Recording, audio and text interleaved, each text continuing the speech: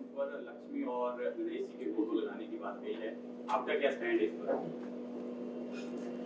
जो राम मंदिर का विरोध करते थे और जिन पार्टी के नेता खुले में आकर हिंदू देवी देवताओं का अपमान करते थे, जिनको अपने मंत्री को मंत्री पद से हटाना पड़ा, वो अरविंद केजरीवाल जी अराजकता के प्रतीक हैं, फर्जी बातें करने वाले हैं। और मैं तो ये कहना चाहता हूं, ये तो नया नया प्रोपेगेंडा शगुफा छोड़ते हैं ताकि इनके भ्रष्टाचार की कहानी पे ज्यादा चर्चा ना हो।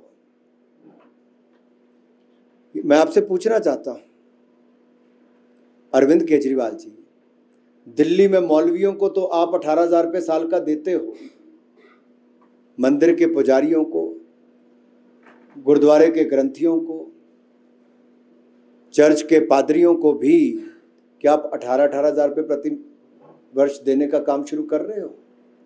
क्यों नहीं दे पाए? ये फर्जीवाल हैं जी, ऐसा ही होता है।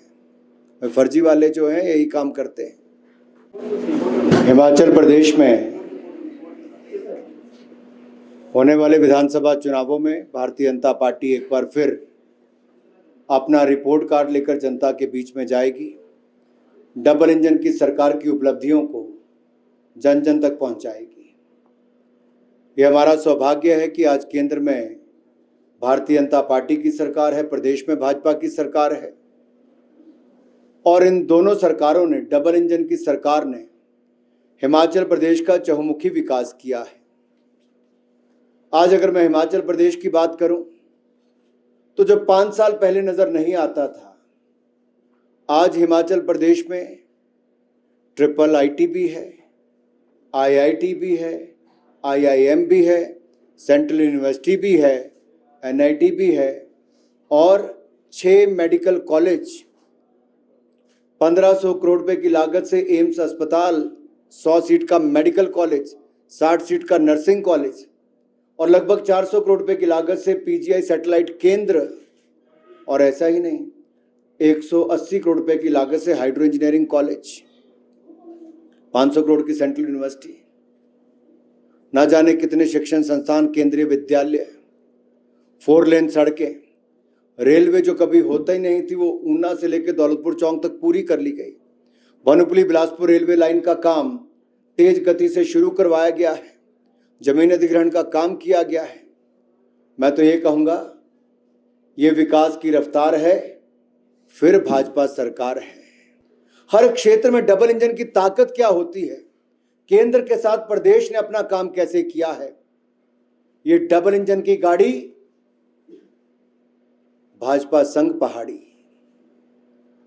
और ये डबल इंजन की गाड़ी भाजपा संघ पहाड़ी ये दिखाएगा इस बार, जो पहले नहीं हुआ इस बार फिर सरकार रिपीट करेगी।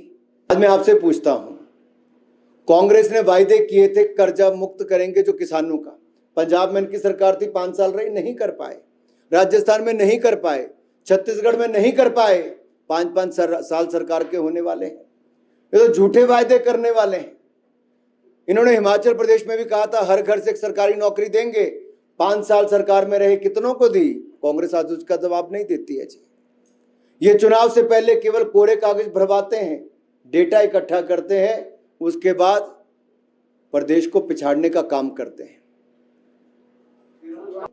और दूसरा जो आपने कहा, चार्जशीट, जिनके अपने काम ऐसे थे वो दूसरों पे चार्जेस क्या लगाएंगे? जिनके अपने नेता भ्रष्टाचार में डूबे हुए दलदल में भ्रष्टाचार के, वो कांग्रेस के लोग किस पे आरोप लगाएंगे? जिनका राष्ट्रीय नेतृत्व बेल पर हो, वो चार्जशीट देने का तो मॉरल अधिकार ही नहीं रखते हैं। और उनके देश और प्रदेश के नेता, ऐसी हालत है जी, वो चार्जशीट क्या देंगे? बहुत सारे चीजों को मद्देनजर रखते हुए रणनीति तय करती कि किसको कहां से लड़ाना है, और कोई राजनीतिक दल ये नहीं चाहता कि उसकी सीटें कम आए। वो रणनीति के तहत आपको कभी एक सीट से कभी दूसरी से लड़ाया जाता है। हमें हिमाचल में आदत नहीं है क्योंकि छोटा राज्य है, लोग एक ही सीट से लड़ने की आदत होती है।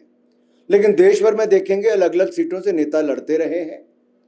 और हिमाचल प्रदेश में भी सुरेश भारद्वाज जी की अगर मैं बात करूं, पूर्व सांसद रहे, पार्टी के पूर्व अध्यक्ष रहे, प्रदेश में बहुत सफल मंत्री रहे और एक सफल विधायक के रूप में भी उनका कद इतना बड़ा कि किसी भी सीट से लड़ेंगे, जीतेंगे और हम एक सीट की और एडिशन करेंगे।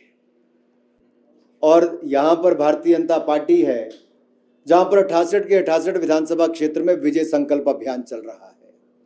वहां भारत जोड़ो के बजाय कांग्रेस छोड़ो अभियान चल रहा है। भाई बहन को इतने दिनों में इकट्ठा नहीं देखा गया, यहां पार्टी के सारे नेता इकट्ठे मिलकर विजय संकल्प अभियान में चले हैं। यही अंतर है भाजपा में और कांग्रेस में। और जहां तक आप आम आदमी पार्टी के बारे में पूछ रहे तो मैं यही कहूंगा, पड़ोसी पंजाब में जाकर देख लीजिए, 3 महीनों में 70 से ज्यादा हत्याएं हो गई, गैंग वॉर शुरू हो गए, कानून व्यवस्था चरमरा गई। उनका स्वास्थ्य मंत्री घोटाले के चक्कर में, भ्रष्टाचार के चक्कर में 2 महीने में इस्तीफा देना पड़ा और दिल्ली का स्वास्थ्य मंत्री अरविंद केजरीवाल जी का 4 महीने से जेल में काटता रहा और उनके शिक्षा मंत्री शराब घोटाले में पाए गए मुख्य आरोपी के रूप में और अरविंद केजरीवाल जी किंगपिन पाए गए शराब घोटाले में। ये फर्क है। कांग्रेस और आम आदमी पार्टी भ्रष्टाचार में डूबी है तो दूसरी ओर भारतीय जनता पार्टी ने ईमानदारी के साथ केंद्र और प्रदेश में सरकार दी है। ये डबल इंजन की सरकार है, बहुत तेज रफ्तार है, फिर भाजपा की सरकार है।